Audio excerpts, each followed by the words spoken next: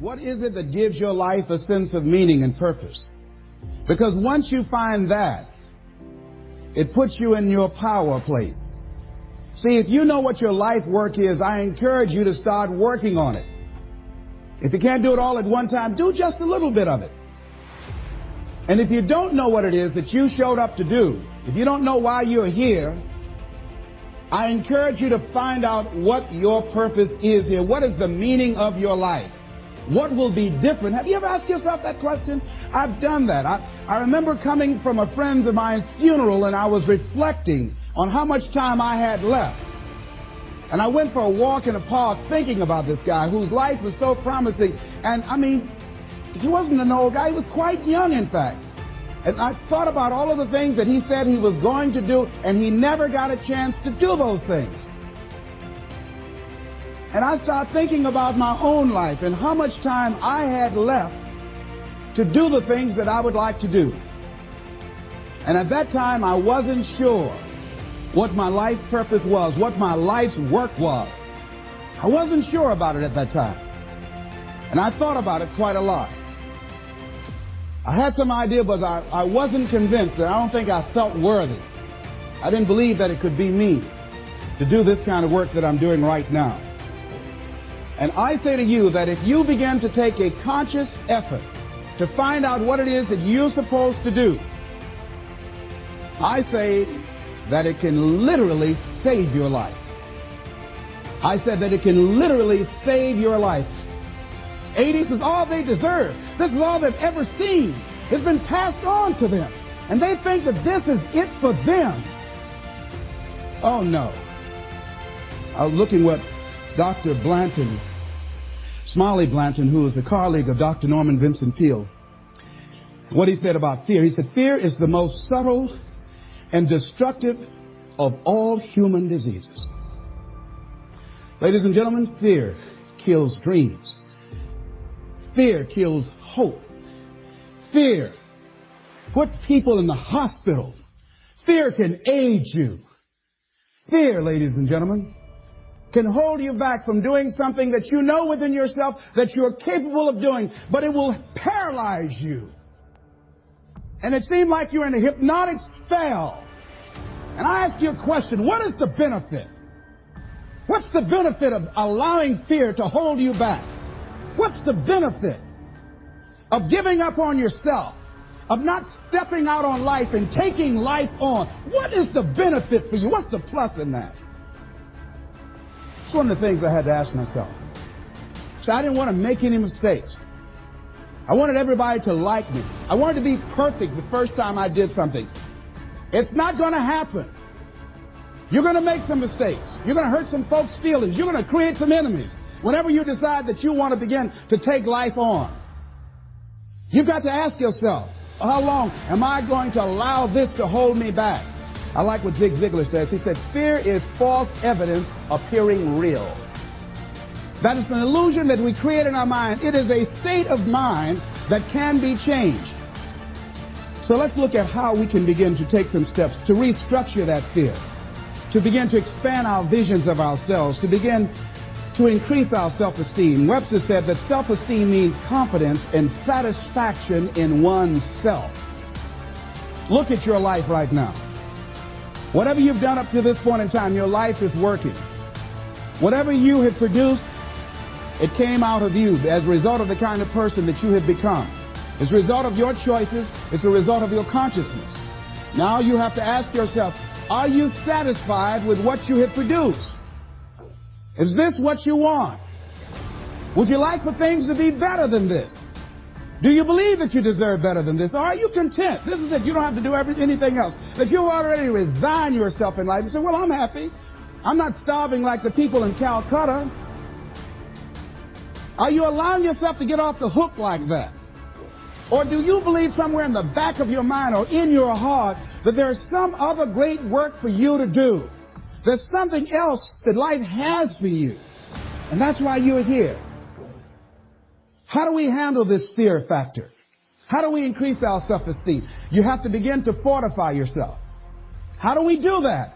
I believe that you have to begin to consciously monitor your inner conversation and start talking to yourself. Start building yourself up. Sometimes the only good things you will hear about you are the things that you say to you. So I'm saying learn to be your own booster. Start building yourself up. Start encouraging yourself. Start saying, I can do this. I can make this happen. When I started thinking about becoming a speaker, I said, yes, I can do this.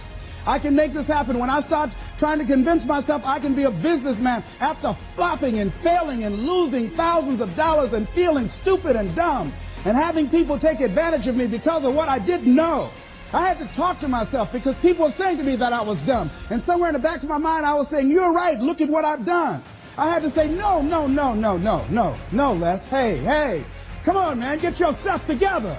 You can handle this. You just haven't figured it out yet. It's all right. This is your training period. This is the tuition you have to pay for what you don't know. You can do this. Other people have done it. It doesn't take an Einstein. Get you some people that can teach you some stuff that you don't know. Get you some people that have done it successfully and learn from them.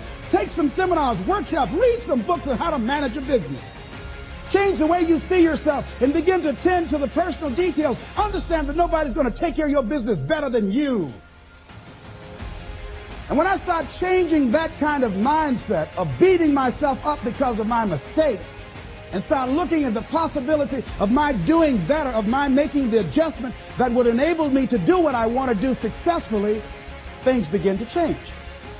And I'm saying stop beating up on yourself. You do it. I know you do it. I've done it. It's a natural inclination for us to put ourselves down. See, we are born negative, I think, in a negative consciousness because we live in a negative world. Here's some other things, ladies and gentlemen. Begin to guard your mind against negative programming, like turn off the television. Don't watch the news. So you've got to guard the kinds of things that you put in your mind. See, if you don't program your mind will be programmed because human beings are goal-oriented. That's why we die of broken hearts early. That's why we're running through life to early grades. We're going through life, ladies and gentlemen. And I think that Henry David Thoreau said that most men live in quiet desperation. Most of us go through life running scared. So we created this in our minds, false evidence appearing real. We made it real in our minds. That's why Churchill said there's nothing to fear but fear itself. That's the destructive monster. So turn off things that can contribute to your fear. Turn a deaf ear to people that all they can do is talk about how negative things are because they have bought into the consciousness of the world. Start attending workshops, seminars, listening to tapes on a daily basis to begin to recondition your mind, to retrain your thinking. Faith comes by what? Hearing and hearing and hearing. Listen to things that can empower you, that can enable you to create a new reality for yourself, and a new life for yourself. You might appear to be strange around most people. You know, most people think you're strange if you're happy today.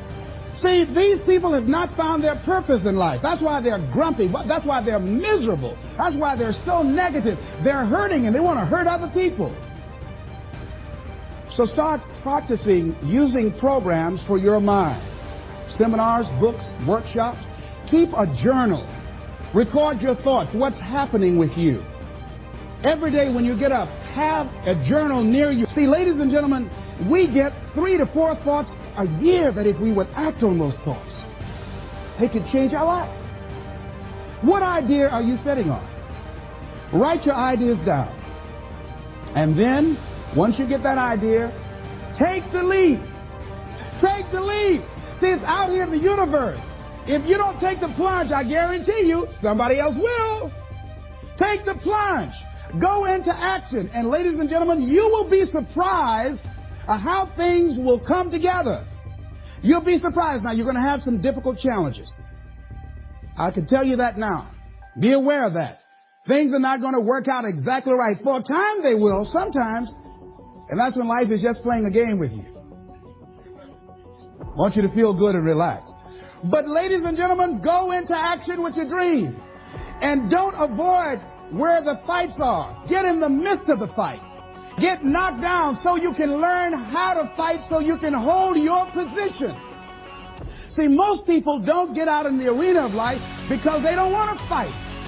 Most people don't get out there because they don't want to get knocked down. They don't want to be dropped to their knees. But see, you're going to be dropped whether you're on the field or whether or not you're sitting on the sidelines. You're going to be dropped. So at least get dropped for something. See, that's how most people are spectators in life. You don't want to be a spectator. You want to get out in the field where the action is, and you will be amazed.